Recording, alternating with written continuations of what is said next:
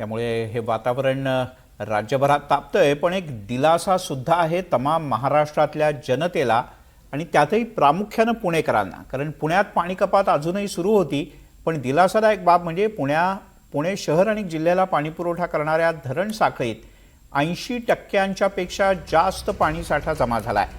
खडकवासला धरण साखळीतील सर्व धरणं भरली असून 80.35% पाणीसाठा इथे जमा झाला आहे. त्यामुळे हा पुणेकरांसाठी अत्यंत महत्त्वाचा असा दिलासा. प्रामुख्यानं खडकवासला धरण 100% भरलंय.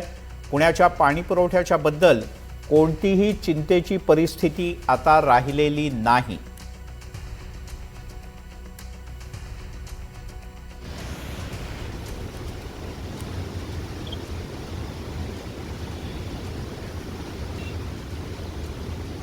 त्यामुळे ही दृश्य आपल्याला निश्चित सुखावतील, कारण पुण्याच्या धरण साखळीतील खडकवासला धरण तर 100% भरलं आहे, पण बाकीची सर्व धरणं ही झपाट्यानं भरतायत. कारण या धरणांमधल्या पाण्याची आवक, त्याची गती खूप जास्त आहे. 80%पेक्षा जास्त ही सगळी धरणं भरली आहेत.